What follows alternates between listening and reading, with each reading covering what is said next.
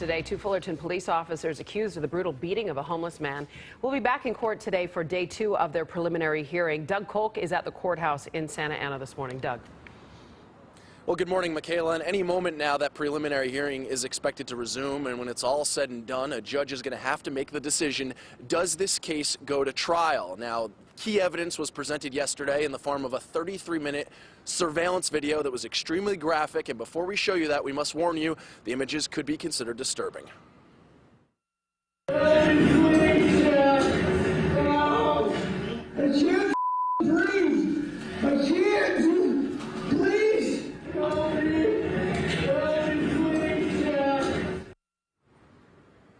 Well, that was just a portion of the video that played in the Orange County courtroom on Monday. It shows the fatal beating of 37-year-old Kelly Thomas. Now, in the video, you can see officers Manuel Ramos and Cicinelli delivering blow after blow, using fists, batons, even tasers. It happened on July 5th outside a Fulerton bus depot. Officers Ramos and Cicinelli were responding to reports of a homeless man breaking into cars. Thomas himself was homeless and suffered from schizophrenia. Officers say they did what they had to do to restrain him. The defense is arguing that his death was caused at the hospital and not at the hands of the officers. Monday, Thomas's father sat through the painstaking process of watching his son's beating in court. Running for his life. And he's begging for forgiveness, begging for God, and forever he was calling for me to come and help him, to save him. And then his calls for me and help were further apart and more faint, further apart and more faint as he's calling Dad. You know, it just kills me, just crushes me to hear that. And he died calling for me. Now, Ramos faces a second-degree murder charge, which carries a maximum life sentence in jail. Cicinelli, involuntary manslaughter, up to 4 years in prison. Now, of course, KTLA will be inside that courtroom once the preliminary hearing resumes, and we will deliver you the latest throughout the day. For now, back to you. All right, Doug Holt reporting there. Thanks very much. Two police officers accused in the fatal beating of Kelly Thomas are back in court today for day 2 of the preliminary hearing. Their defense team blaming doctors for Thomas's death. Good afternoon. This is the KTLA 5 News at 1. I'm Glenn Walker. And I'm Leila Feinstein. David Begnaud has been watching this case very closely. He joins us live now from the courthouse with the latest on today's hearing. David.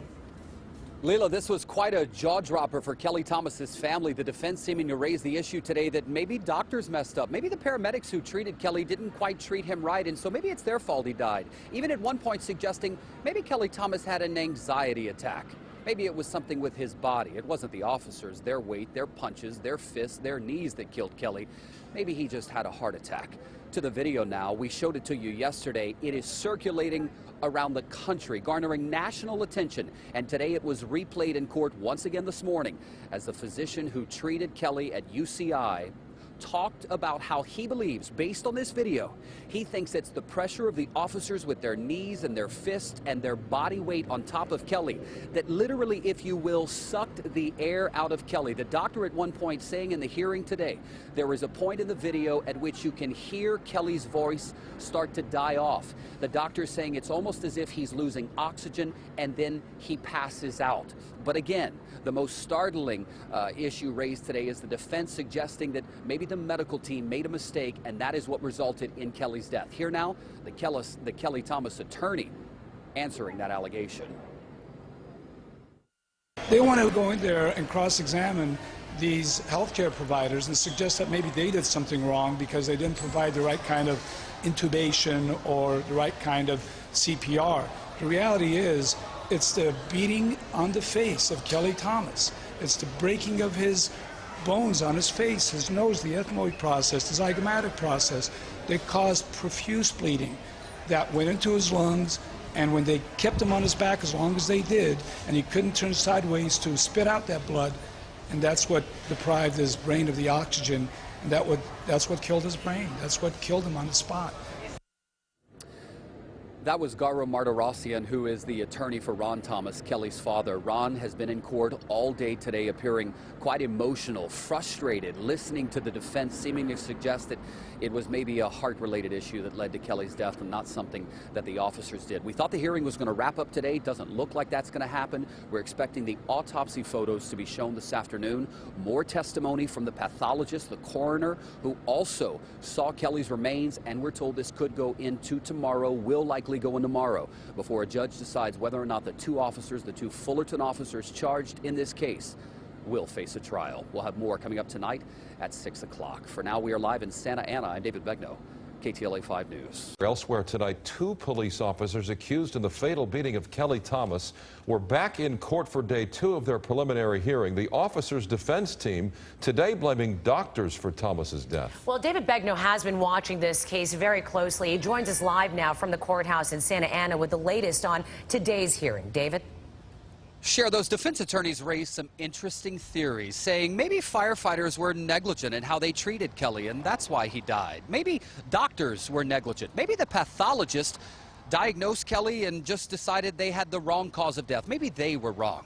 Kelly Thomas's father said every one of those scenarios was ridiculous. Tonight, we're going to show you the autopsy photos, not to be graphic, not to be salacious, but because I want you to see exactly what the evidence is in this case. It's important to remember, this hearing is not to determine guilt or innocence. This hearing is to decide if there's enough evidence to take these two officers to trial. This was Kelly Thomas's body the day after he died last July. Autopsy photos entered into evidence today show that Kelly had bruises over much of his body.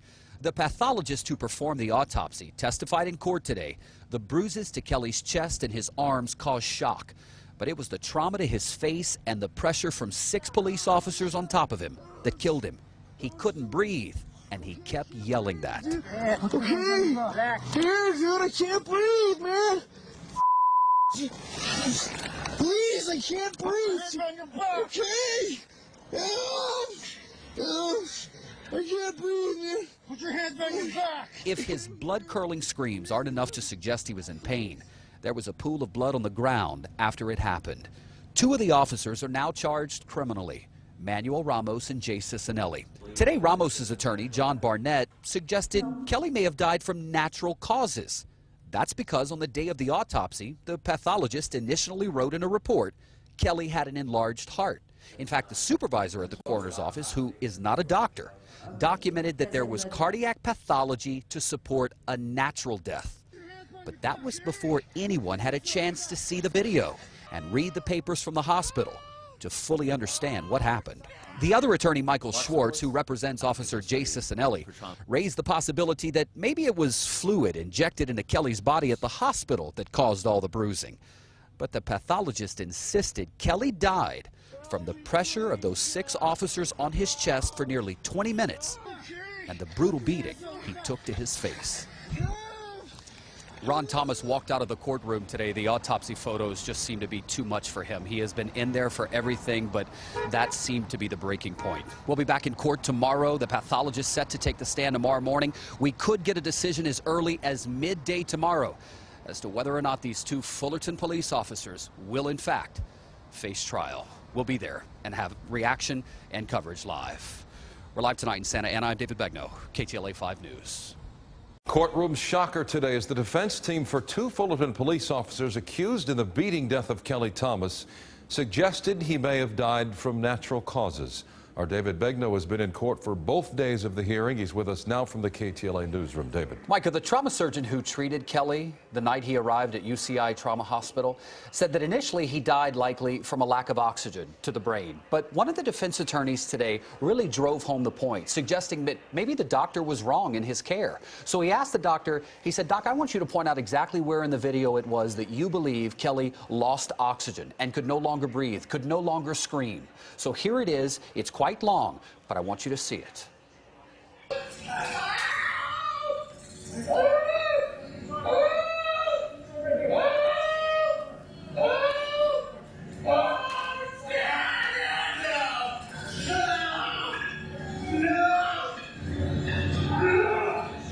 It was right there in the video that UCI trauma surgeon Dr. Michael Lakawa says Kelly Thomas lost his ability to breathe and therefore continued to scream for help. His ability to speak diminished over time until he went silent. So that was as a result of not being able to breathe. Defense attorney John Barnett, who represents accused officer Manuel Ramos, didn't seem convinced. All day he pushed the theory maybe emergency care for Kelly was inadequate, and that's why he died. Even at one point grilling the woman who performed the autopsy on Kelly's body. She said Thomas died because of injuries to his face, and the pressure of those officers on his chest, she said, was just too much for Kelly to withstand. But Barnett wasn't quite buying it. But is that true that he couldn't breathe after his chest had been compressed? Even before the pathologist could say yes, the prosecutor objected to the way Mr. Barnett was questioning, and the judge pulled all the attorneys into his chambers and then declared a recess. Part of the reason the judge declared the recess is the audience reacted at Barnett's questioning. That seemed to annoy the judge. He reminded the audience again, look, I know this is a tough case. The images are tough. The video is tough. But I need you to keep it under control because this is a court proceeding. Once again, to determine if there is enough evidence to put the two officers arrested on trial, that decision could come as early as midday tomorrow. We'll be back in the courtroom. For now, we're live in the newsroom. I'm David Begnaud, KTLA 5 News.